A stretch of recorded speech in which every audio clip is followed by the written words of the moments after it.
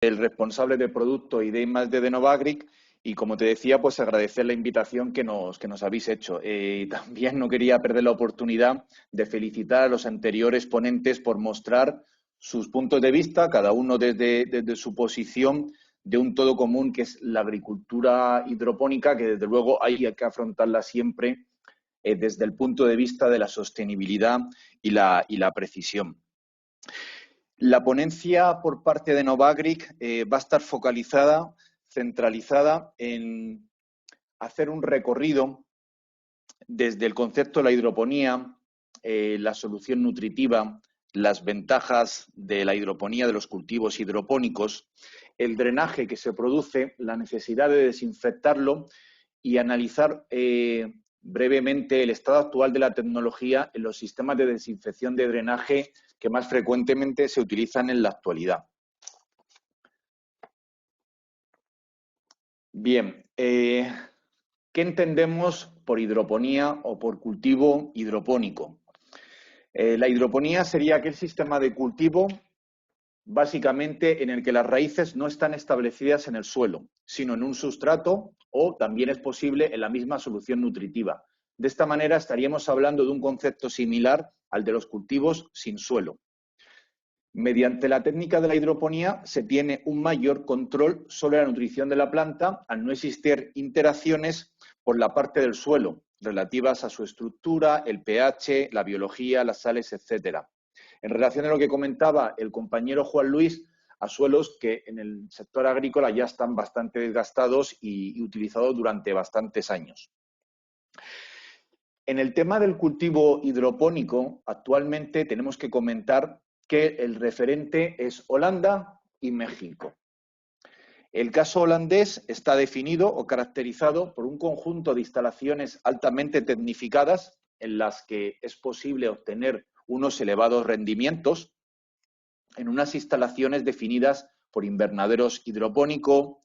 El sustrato suele ser normalmente lana de roca, instalaciones de pantalla, calefacción, CO2, iluminación artificial, etcétera. Se tienen unas cifras medias de producción entre 50 y 60 kilogramos al año. El otro país referente en la hidroponía es México.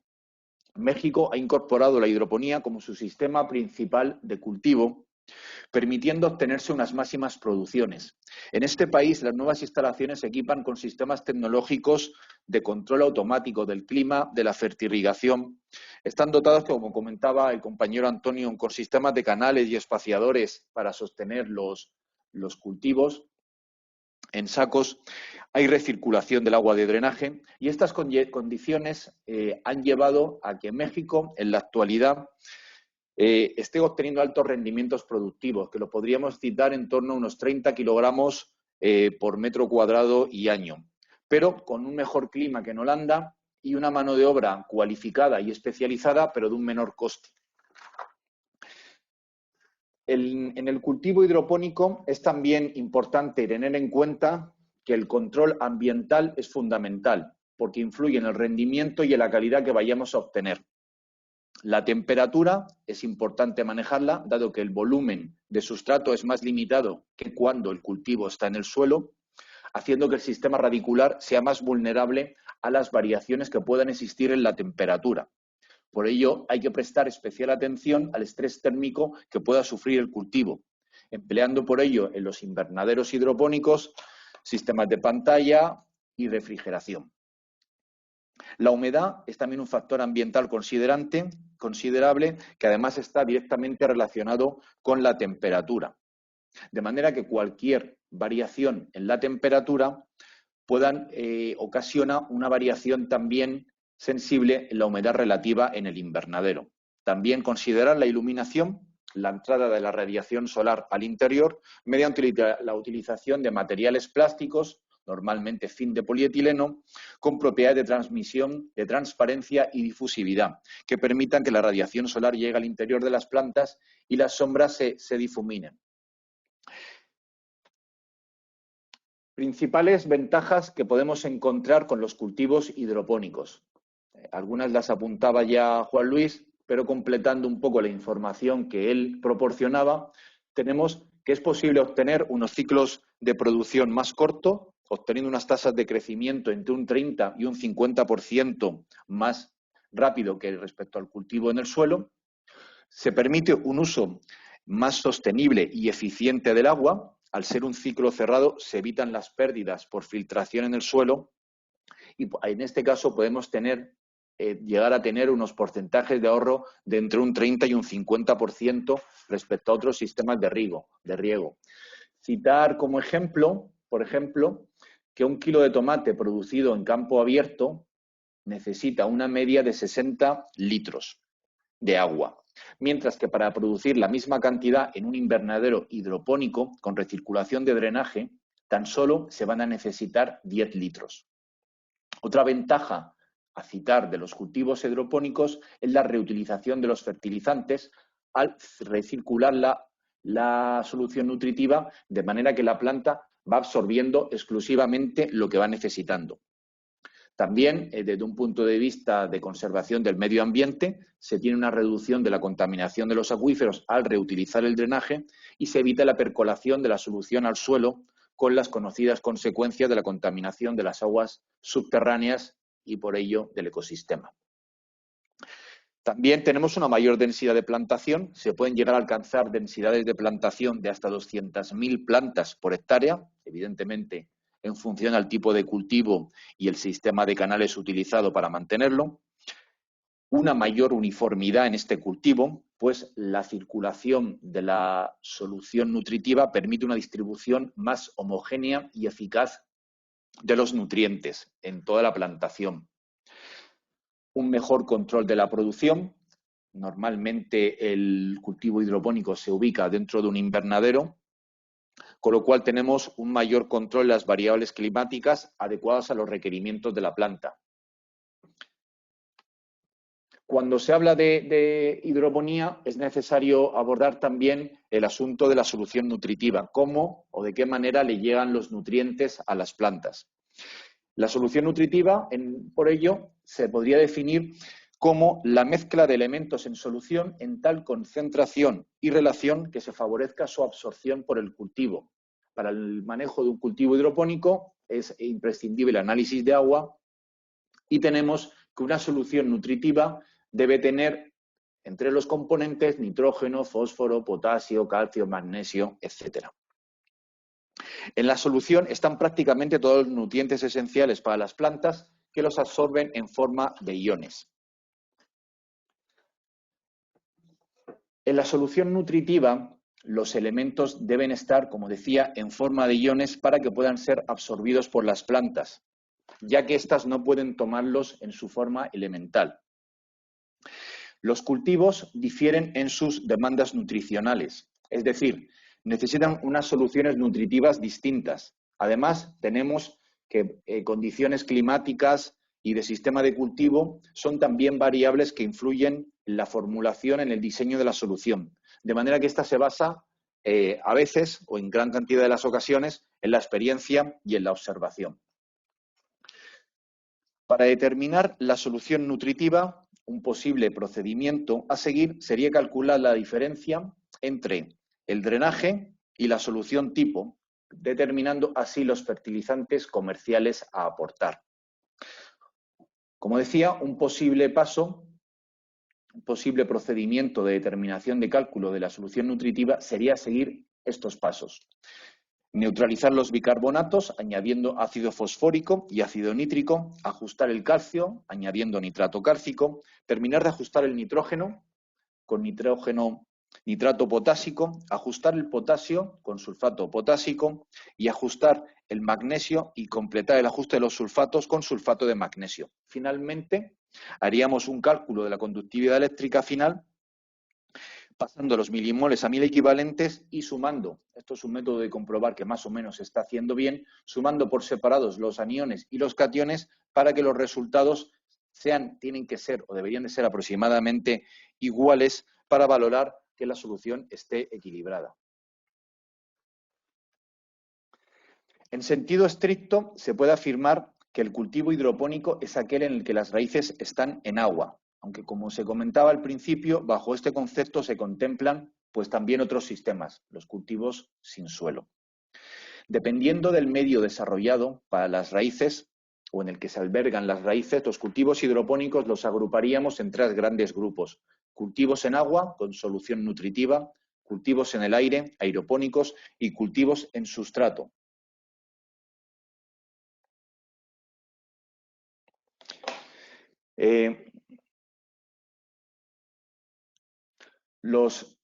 Algunos tipos de sistemas de cultivo hidropónico a citar estaría el de inundación y drenaje, en el que se tienen unas mesas de cultivo en el que se sitúan los cultivos en macetas con sustrato y en la mesa por inundación se aplica el agua con la solución nutritiva. Otro sistema frecuente es el de recogida de la solución, en el que las plantas se encuentran en un sustrato sobre canales y el sobrante de la solución es drenado por gravedad, recogido, desinfectado, conducido a un depósito principal y de nuevo vuelto a aplicar en un sistema de recirculación. Este es el método más extendido y el más indicado para las plantas o para los cultivos con un ciclo de cultivo largo, como por ejemplo tomate, pepino, pimiento y algún otro. El DWC, Deep Water Culture, se puede ver en la presentación a la foto de la derecha, en el que se mantienen las plantas en bandejas de poliestireno flotando en piscinas con agua y con agua en la que se aporta también la solución nutritiva. Este tipo de cultivo hidropónico está indicado para plantas de ciclo corto, hoja, leaf y mini leaf. Otro sistema de hidropónico que también se puede encontrar es el NFT, en el que las plantas se disponen en unas condiciones, en unos canales de PVC específicas por las que se hace circular una lámina con solución acuosa. Es un sistema eficaz, pero necesita algo de atención. Y otros a citar también estaría la aeroponía y la acuoponía. Una vez que tenemos la solución nutritiva, está claro que en un sistema en el que circula el agua existe un drenaje. El drenaje del sustrato viene condicionado por la cantidad del agua de riego y la propia característica de este sustrato. Tener drenaje en el manejo hidropónico es necesario para obligar a un continuo lavado del sustrato y evitar la acumulación de sales en el mismo. Si tuviéramos la situación de no recircular el drenaje, en hidroponía nos llevaría a eliminar cantidad de agua y fertilizantes muy costosos, además de contaminar el medio ambiente, con las consecuencias, como se comentó anteriormente, ya conocidas. La recirculación del drenaje exige un análisis químico frecuente del mismo y de la solución final para balancearla, lo que se ha explicado en el paso anterior de la determinación de la misma, evitando la acumulación de sales tóxicas. Un sistema completo de reciclaje de agua, de drenaje, incluiría filtros, los sistemas de desinfección que vamos a abordar a continuación, depósitos para almacenar el agua del drenaje antes y después de la desinfección, válvulas para controlar la mezcla con agua limpia y llegar a la conductividad eléctrica requerida. En un sistema cerrado, con reutilización del agua, existe un mayor riesgo de dispersar enfermedades a través de la raíz. Es por ello de la necesidad de recircular este agua antes de que se reutilice y se vuelva a incorporar de nuevo al ciclo de la fertirrigación. Los patógenos a considerar que pueden llegar a extenderse a través de las raíces serían hongos como Fusarium, Phytophthora, bacterias como Clavibacter, Pseudomonas, Ervinia, virus, incluso nemátodos. En general, se tiene que la contaminación de cultivos por patógenos es más baja en los cultivos hidropónicos que en el suelo. Pero, sin embargo, estos agentes patógenos se propagarían con mayor facilidad a través de la solución nutritiva a las plantas si ésta al final está contaminada. Para reducir el riesgo de contaminación en la recirculación de los drenajes, se emplean sistemas de desinfección. Actualmente los más utilizados son la desinfección por luz ultravioleta, por ozono, y existen otro tipo de tratamientos como térmico, ultrafiltración, químicos. Últimamente se está también extendiendo el agua oxigenada, etc. Abordamos ya el estado actual de la tecnología en los que hasta el momento actual son los sistemas de desinfección de drenajes más frecuentes. La desinfección por luz ultravioleta y la desinfección mediante ozono. La desinfección por luz ultravioleta es el método mayoritariamente utilizado actualmente para la desinfección de los drenajes. Este método no utiliza productos químicos. ¿Y en qué consiste? Es la exposición de la solución acuosa a una onda de luz ultravioleta específica para inactivar los microorganismos. La radiación ultravioleta de tipo C, la de longitud de onda más corta, es la más letal, la más dañina para las estructuras biológicas. Altera el ADN y el ARN de los microorganismos en una reacción fotoquímica, de manera que se modifica la información genética. De esta manera se ocasiona que el microorganismo no se pueda reproducir y así no se va a propagar. Es decir, no necesariamente mata al organismo, sino que impide que se reproduzca.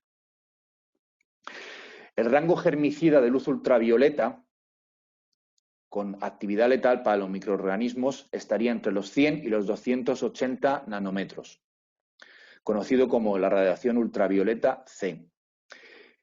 Dentro de este rango, la longitud de onda máxima con una actividad germicida más eficiente es 265 nanómetros. Se entiende así que no toda la radiación ultravioleta en este rango es tan efectiva para eliminar los patógenos. Todo lo que esté más próximo a estos valores de 265 alcanzará una mayor efectividad.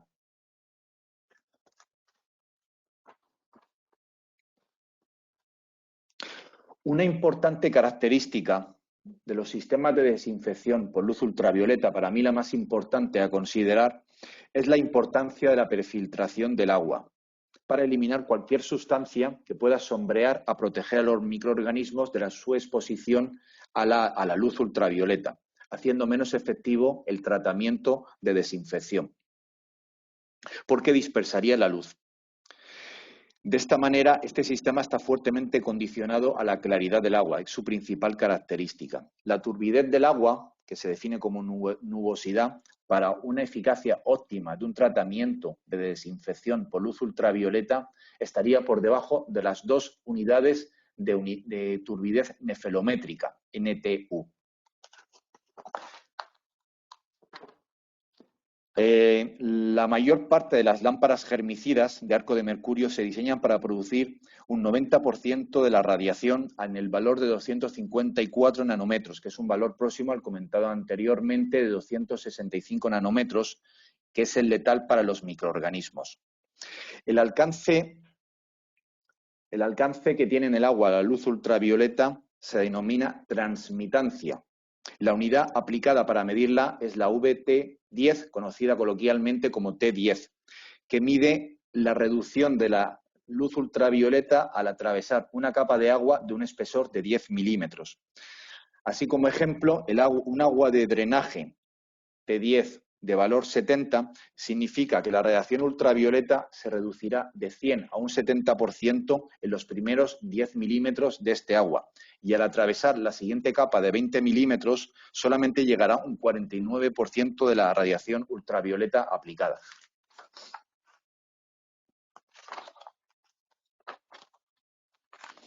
Para una esterilización de hongos y bacterias, una radiación, normalmente lo que recomienda la bibliografía, una radiación en torno a 100 a 150 milijulios por centímetro cuadrado es suficiente. Para una esterilización completa o intentando eliminar virus, había que recurrir a un valor de 250 milijulios por centímetro cuadrado de radiación. Los patógenos deben exponerse a luz de diferentes potencias que se tabulan en una serie de tablas que se muestran en la presentación, en los que se establecen los niveles de potencia necesarios para la eliminación de estos microorganismos. Bien. ¿Qué ventajas y qué desventajas encontramos en los tratamientos de desinfección de drenajes mediante la luz ultravioleta? Ventajas. Entre las principales ventajas que se pueden citar estarían las siguientes. No se producen, mediante la aplicación de este método, alteraciones químicas en la composición o el valor de pH del agua. No se utilizan productos químicos, por lo cual no hay un efecto residual que afecte a las plantas. Es decir, es un sistema de desinfección sin efectos fitotóxicos. El equipamiento tecnológico para la desinfección por luz ultravioleta es simple de instalar, operar y de mantener.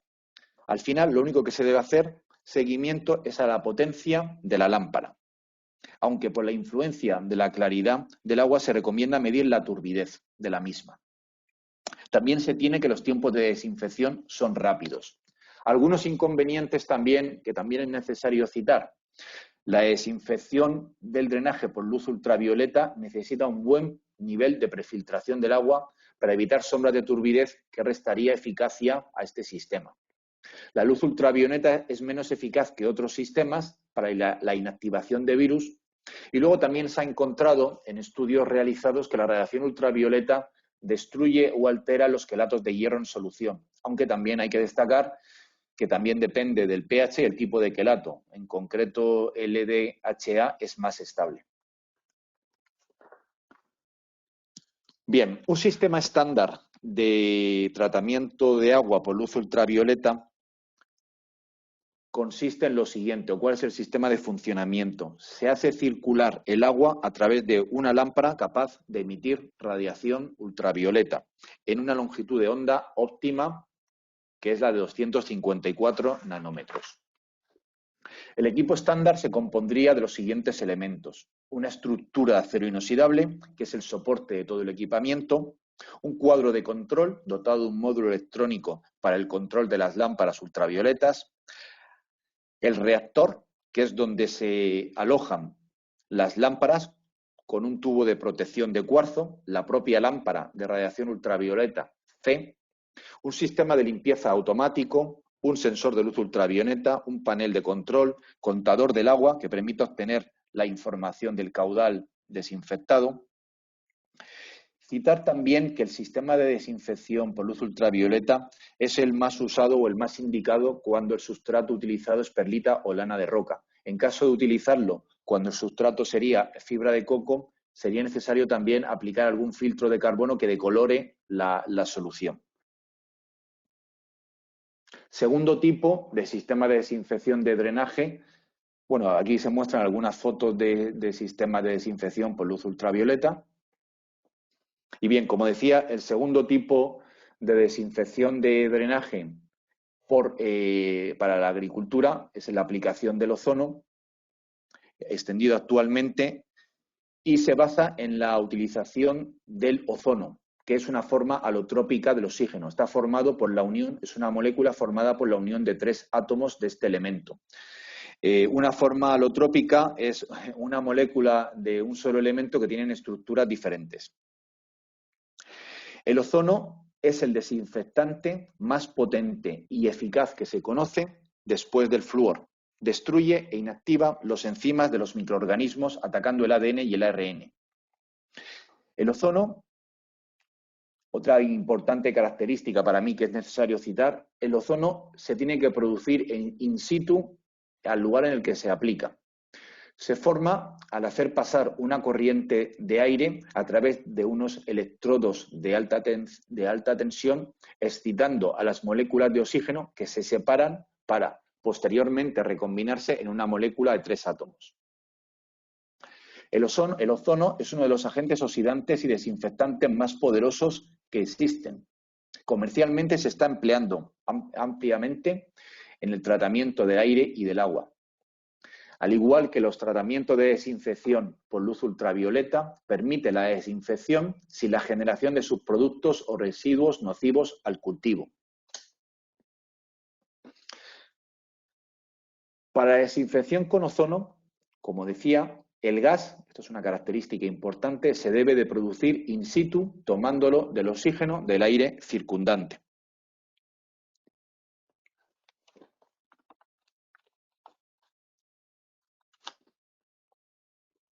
El ozono, al transformarse en oxígeno, mejora los sistemas radiculares y se incorpora a la nutrición al desarrollar más raíces. También el saco de cultivo no se apelmaza y tiene más durabilidad. Es decir, el ozono tiene además unos efectos beneficiosos en el cultivo.